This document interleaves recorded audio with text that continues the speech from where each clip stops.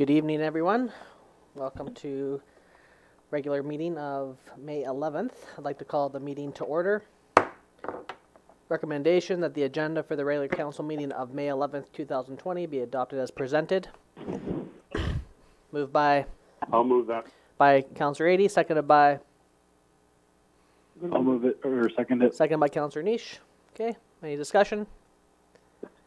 Okay, all those in favor, or any opposed? Motion's carried.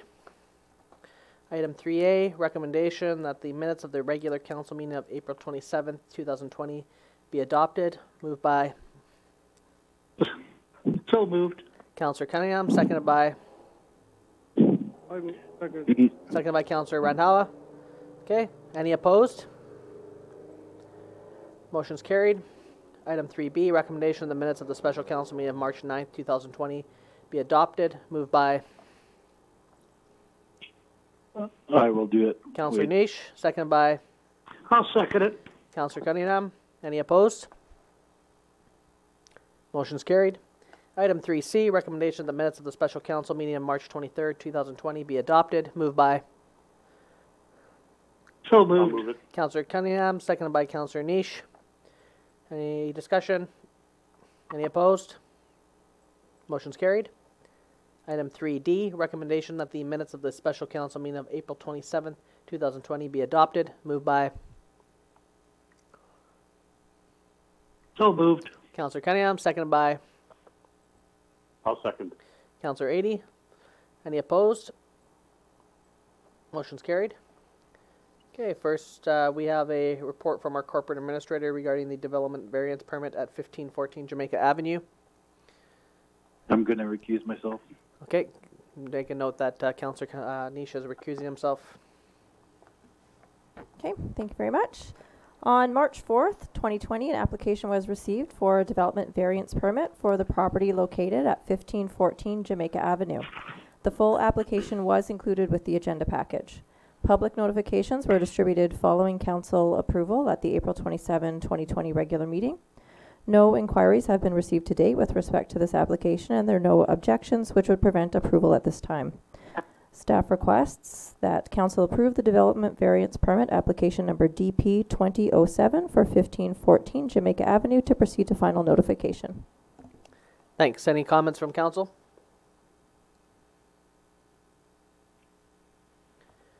Okay, so the recommendations... Okay, Councillor Randhawa moves that council approves the development variance permit application DP 2007 for 1514 Jamaica Avenue to final consideration. Seconded by... I'll second it. Seconded by Councillor Cunningham. Any further discussion? Any opposed? Motion's carried. We can get Councillor Niche back on the phone.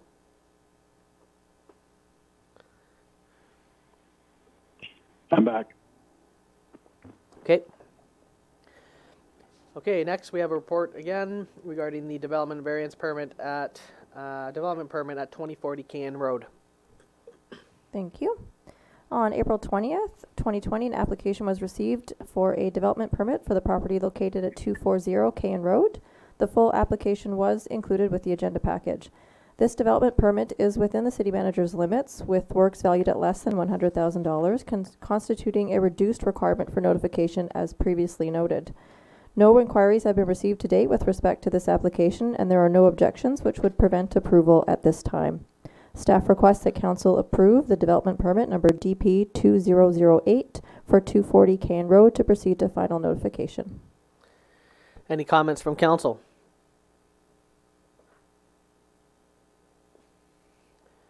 Okay, recommendation that council approves the development permit application number DP 2008 for KN Road to proceed to final consideration. Moved by...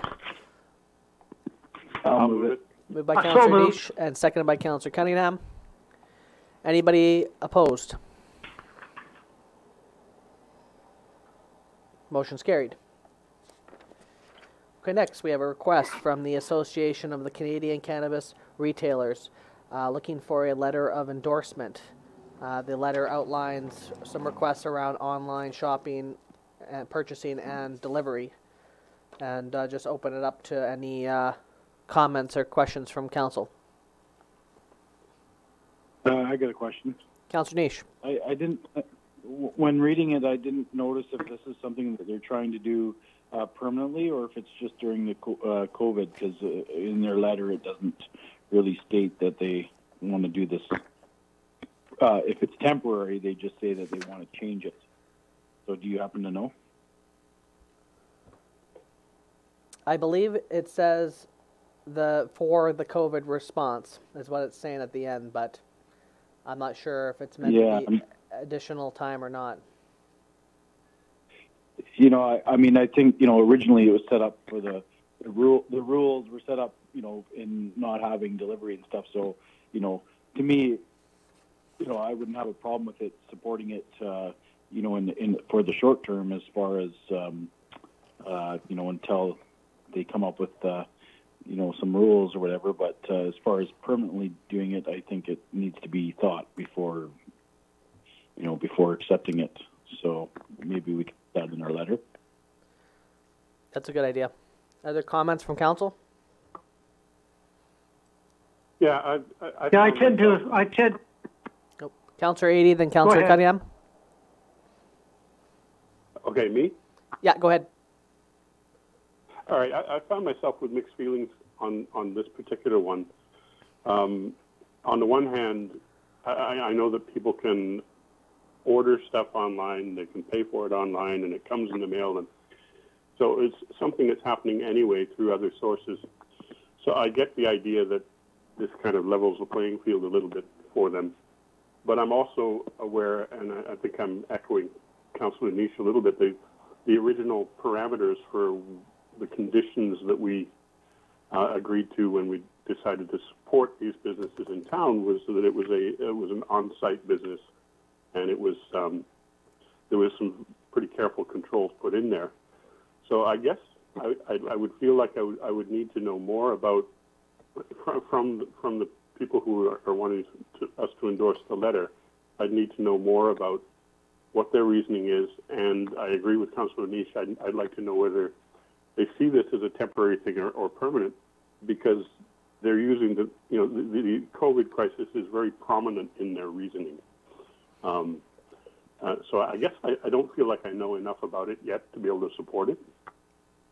Okay, Councillor Cunningham. I tend to agree with the two councillors previous.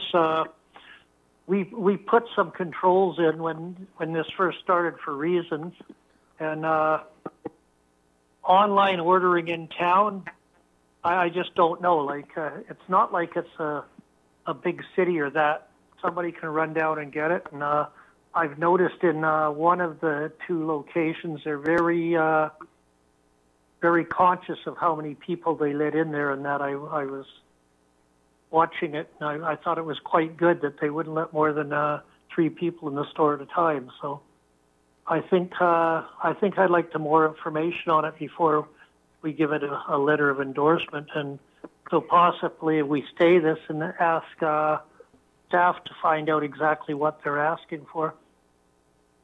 Yeah, I tend to agree as well. Maybe perhaps we'll just not sure if we need a resolution, but maybe we'll just maybe we'll do a resolution to seek further clarification and reaching out to the proponent with some of our questions and concerns, and then to reconsider at a future council meeting. I'll move that. I'll second it. Second by Councillor Niche. Okay. Further discussion?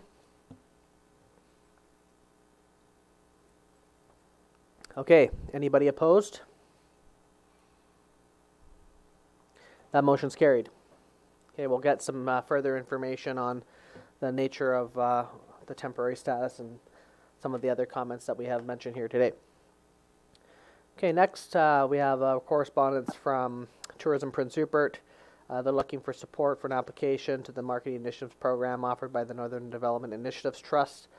They're looking to do a new program for the Northwest BC Regional Marketing Campaign, and just open it up to some discussion here from council.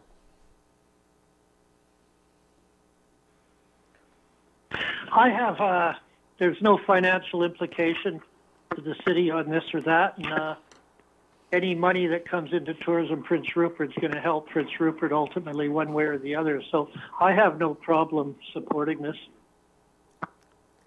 Any other comments? Yeah, I'd just comment. I agree with Councillor Cunningham.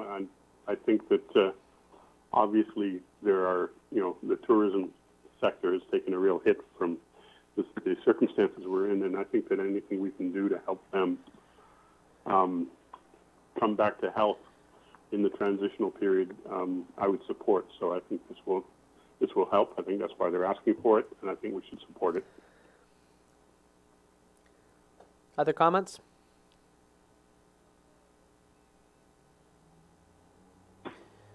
Okay, the recommendation that council support the application to the Northern Development Initiative Trust from Tourism Prince Rupert for a grant of up to $20,000 for the Northwest BC Regional Marketing Campaign from the Marketing Initiatives Program.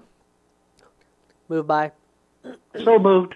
By Councillor Cunningham, seconded by Councillor. Councillor Skelton Morvan. Any further discussion? Okay, anybody opposed?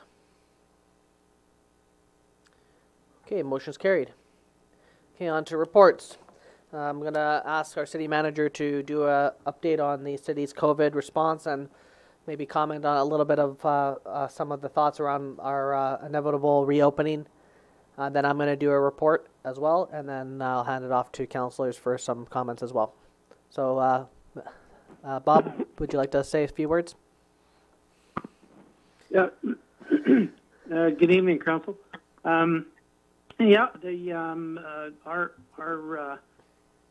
where we're at with COVID right now is we're pretty well where we were a couple of weeks ago, in that we've got most of our services.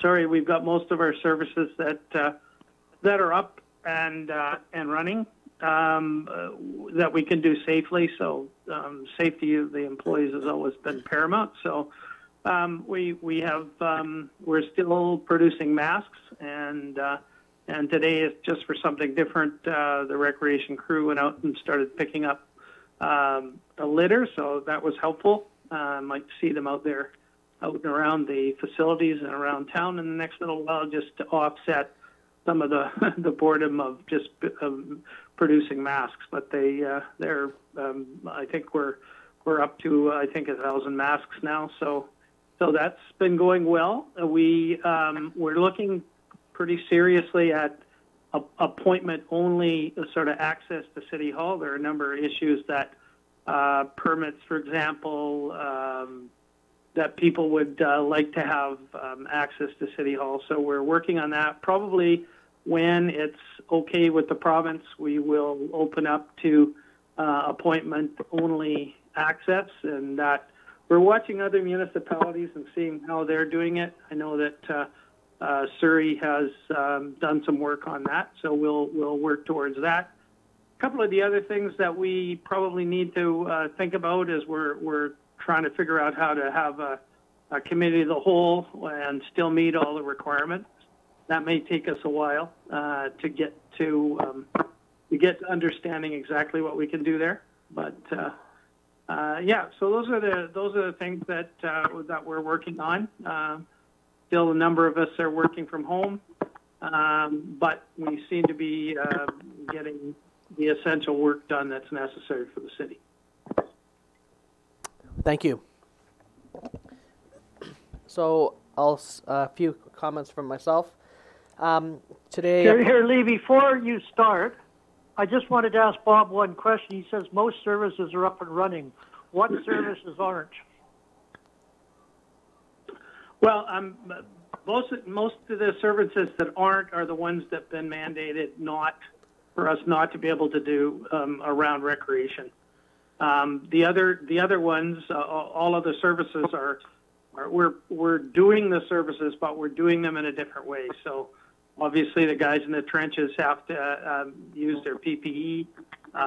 People driving around in pickup trucks, we've installed plexiglass in the trucks, those kinds of things. So there isn't, other than specifically recreation, that's the only thing that we're mandated not, and opening of parks that we've been mandated not to be able to do. Now, I know that the director is working with the provincial agencies to determine when we might be able to open the parks and how we might do that, but that's going to be a provincial issue. So other than that, sewer, water, we're repairing breaks, and we continue to have breaks. And I know we've been working on the roads too in terms of pothole patching, et cetera. Okay, thank And you. the only other thing I can think of is the marina is closed. That's the only other thing that's actually specifically been closed. Okay, I have a question that I was going to ask later in the next section, but it fits this conversation. I read the COVID-19 update, the latest one from Northern Health, and it includes in it a reference to the I think it's 5 phases of reopening that the provincial government is envisioning, and their timing suggests that phase 2 is slated to kick in as early as this Thursday, May 15th. So I had to look at what it involves. There's some stuff that is clearly not our jurisdiction at all, stuff around healthcare and childcare and so on, and there's some stuff that's to do with private sector enterprises like restaurants and so on. But there are some that touch on some of what you've been talking about. And my concern is that they're saying May 15th in their document, and it refers to parks and beaches. Well, it would be nice if we had a beach, but we've got parks. It refers to recreation. It refers to sports. It refers to museums and libraries and so on, all of which we have here. So I guess my question is, I'm hearing that it's a no-go for some of those things now. I'm just not sure that that we don't need to put some thought into preparing for what may come as early as later this week. So I guess that's a question. Sure. Clearly we're doing a lot of planning, and David is on one of the provincial agencies, Parks and Recreation Association, which are working closely with the provincial government as to what the actual program looks like. So we're in the planning stage, but I think it will be a while. I'm not sure if it will be the 15th. There was a lot of confusion about what came out lately as to what exactly it meant.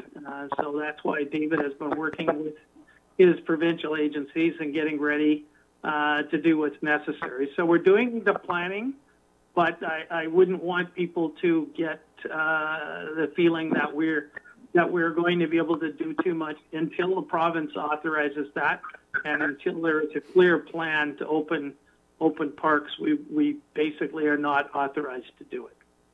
So, but we're planning on it, and we're working on the plan.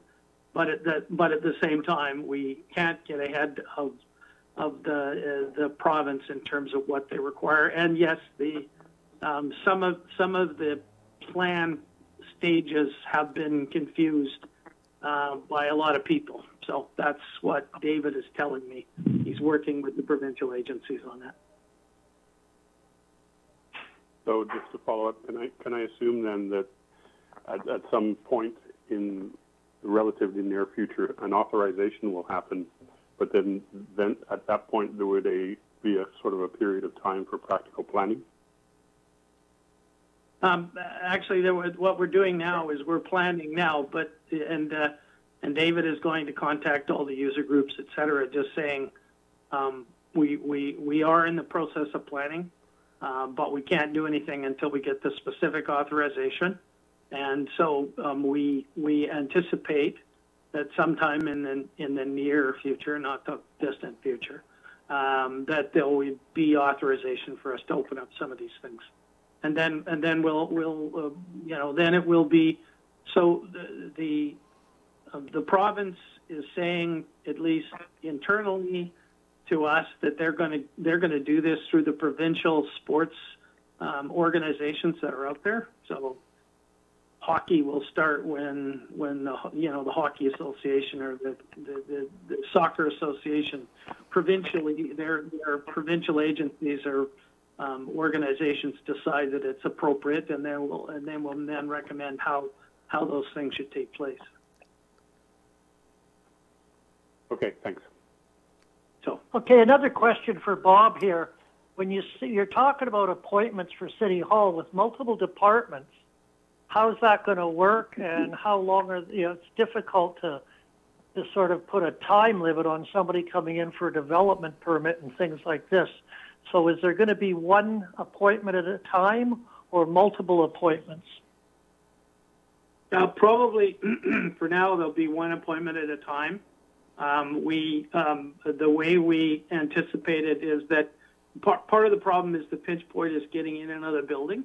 And so we have to manage that people stay the distance, and we can't have kind of more than two people in the front office. So what we'll do is we'll have a sign outside which will give a number to phone.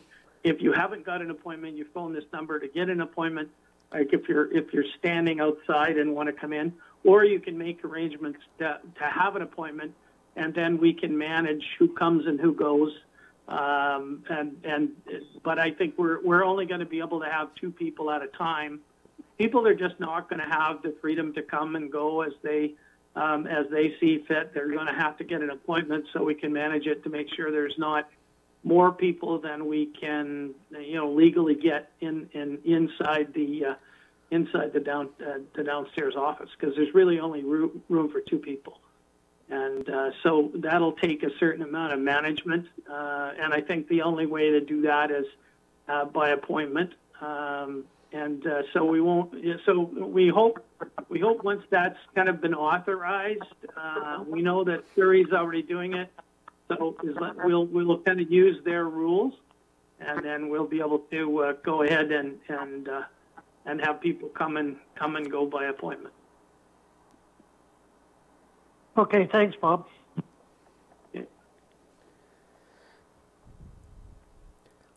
Okay, I'll move on to my report. So a press release came out today at the end of the day about a small business task force that's been formed between tourism, Prince Rupert, Chamber of Commerce, and the City of Prince Rupert. We're working together as three groups to spark the business recovery for the community. A lot of different angles are being looked at. Some of the immediate actions that have been taken here from the city's end on this committee or on this task force is that we're waiving the $350 fee for restaurants to open up sidewalk patios, and our economic developer officer, Paul Venditelli, is putting a program in place for restaurants to be able to open up patio restaurants for seating, and so we're waiving the fee for them.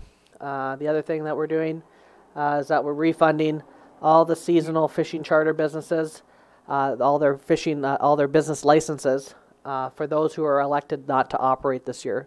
So for those that are saying they're not going to operate, we're going to refund their business licenses for them. And so we're working together on things like that to start to help small businesses in the community.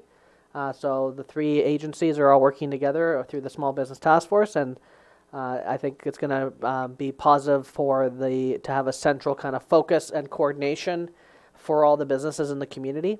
And so far it's really working out, and kudos to all the folks working on that. Kaylee from Tourism, and Anthony from the Chamber, and Paul from the City, working very collaboratively on that initiative.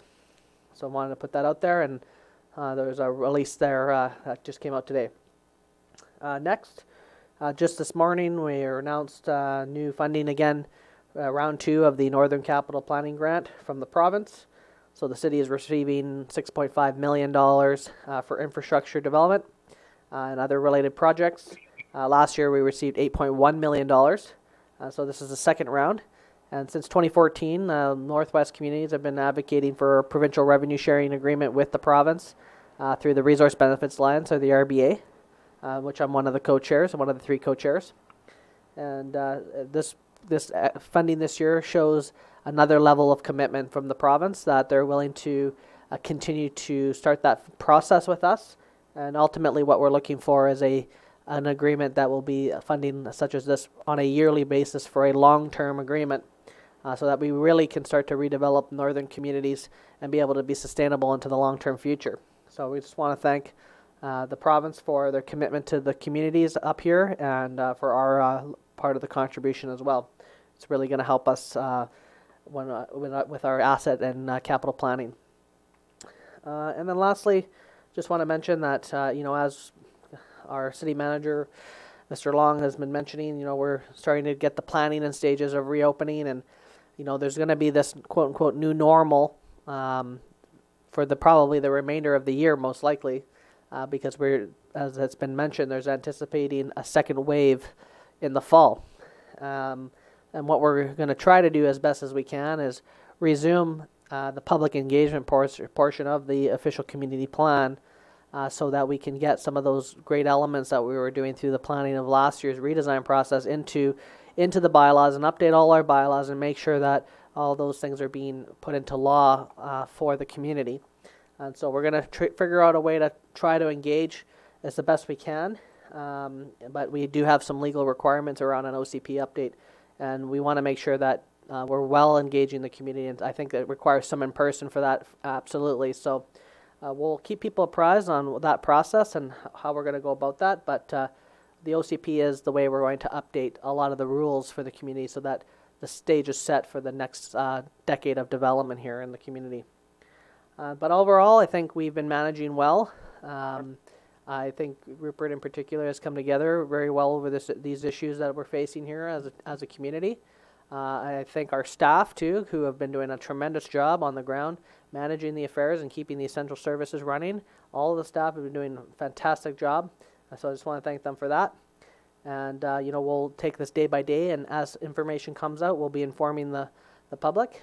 And I know that, for example, the staff are putting together some plans here to do a committee of the whole at the next council meeting, and trying to put it in place, some of the mechanisms on how we're going to put that together. But we do want to hear from people. We want to make sure your concerns are being heard and that you're able to voice your concerns. For now, we're all available by email and by phone call, and there's multiple ways to engage with us still. But we're doing the best we can with the situation that we're all facing. So that being said, that's my report for today, and then I'll open it up for any reports from council. Okay, Hey, Lee. I'll go Councillor Adie, then Councillor Cunningham. Okay, I have a couple of things. Some of them might be just curiosity, but there are a couple of points I'd like to make. I had a question about the landfill and the impact that it may be feeling because the recycling center went to appointments only. I know that I've actually found the appointments really efficient, and it's worked out really well, except for the one that I missed. And then I'm wondering, though, whether the landfill people are seeing an increase in people dumping the kinds of things that would normally be taken to the recycling center if they could just do it on their way out to the dump. And I don't know if we have an answer to that, or whether we could maybe call it something we could find out about. Do you want to? I can speak to that. I did consult with Richard Pucci, our Director of Operations, just prior to this meeting, just to get a few questions with respect to landfills and recycling, just of my own accord. And he has advised that the landfill is seeing a bit of an increase, certainly with respect to receiving cardboard, but nothing that they can't handle. And they're considering it a bit of a COVID cleanup, so everything's going fine. Okay. Second point, I was going to ask about the committee of the whole, and I'm pleased to hear that work is being done to make that a reality, and I certainly hope we can resolve whatever the issues are with that in time for the next meeting, which would be normally a committee of the whole meeting. A third is just back to the COVID thing just for a second. When I saw the agenda that was printed and came out, I didn't see it on the agenda, and I'm pleased that it became part of a report. I just think that I would like to see us recognize that until the pandemic passes, it's going to be an ongoing issue, and I would like to feel that it's going to be a regular part of every council meeting in terms of reporting where the city's at and how we're coordinating with the province in terms of the reopening plans. So I'm hoping we can make that a regular thing. And my last question has to do with the homeless shelter and the transition into the fish hall. I see it as a good thing and so on. I mean, it's certainly a necessary thing. I do understand that there were some transitional issues that needed to be taken care of in terms of facilities. So I'm just wondering where we are in the process of bringing that up to what we would call a full service shelter. Can I speak to that, Lee? Sure. Okay, Councillor Addy, at the moment, the city's fast-tracking some permits for a shower trailer for the homeless shelter there, and also there's plans in the works right now for anywhere from 4 to 6 porta potties and hand washing stations throughout the downtown area.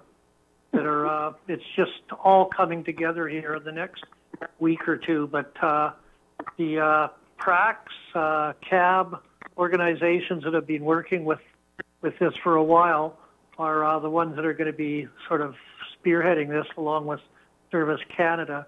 So it should, hopefully with the permitting thing, it's a little difficult in these times to run something through City Hall really quick, but from what I understand, they've done an excellent job, staff, of getting the permits in place and that for the shower trailer. And on the porta potties and that, I think they're going to be on provincial and private land. So it's just a matter of straightening all this out, and it should help any of the homeless during the day. And then there's other things in the works that are in the near future that are going to be surprising to the city, but also a solution to a lot of our problems in that area. Go ahead, Rosa. I can just add to that. So staff have been working closely with BC Housing with respect to any permits that they may require with respect to the homeless shelter and the Fisherman's Hall. So I can just leave it at that without getting into too many details. We are working with them and they are actively looking for solutions. Thanks. Anything else, Councillor Adie?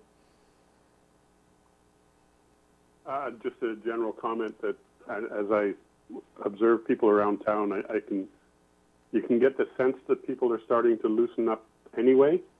And I think given the results locally, I think in terms of how we've been impacted have been really, really pretty positive. In terms of the low number of cases. I just want I would like people to realize that they still need to be careful and not to take it too far too fast, because we all need to get through the long-term problem.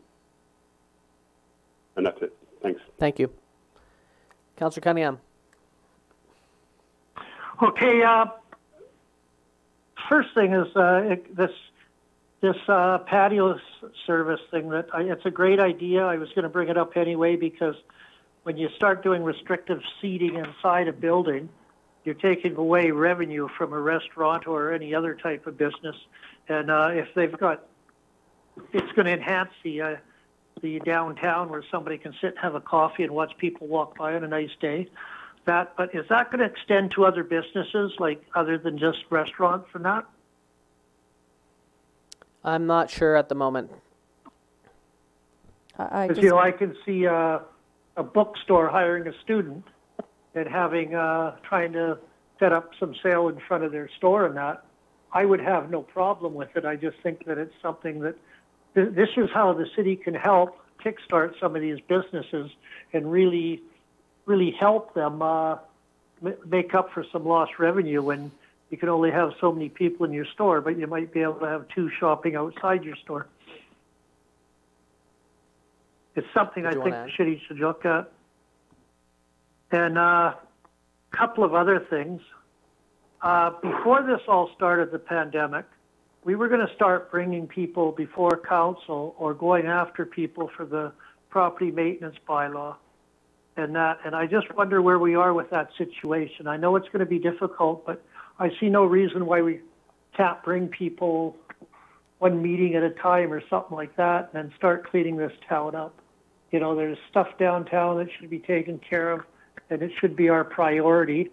And then after that, start getting into the residential areas, because it's getting to the point where there's more and more cars, 4 flat tires, unlicensed, sitting on the roads, and people just don't seem to give a care. So I think it's something that, I know our bylaw people are busy, but I think it's something that we should be looking at and stirring the pot a little bit on. Now, the other thing is, you say there's these committees. Who's on these committees from city? What do you mean, sorry? Excuse me. Well, tourism, for example. Oh, the Small Business Task Force is just the directors. So it's just the tourism director, the chamber director, and our economic development officer, Paul. Just the 3 of them. Okay, well, maybe those directors could give council a report or something and let us know what's going on. It was just announced today. Thank you. And the other thing is, like, we hear a lot about how many cases there are, but is it possible to get Northern Health to release how many tests they've done? We'll have to ask them directly. Because it would be interesting to know. Okay, other reports from council? Yeah, can I ask? Go ahead. Governor, I know Bob already update on like we doing pothole fixing.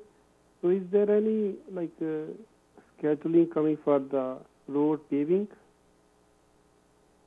When we can expect that? The road paving program? Yeah. Okay. Yeah, we're moving ahead with our road paving program this summer. I don't know exactly what the timing is, but yeah, we are, as long as we can meet the requirements and the contractors can. Okay. Thank you. Other reports?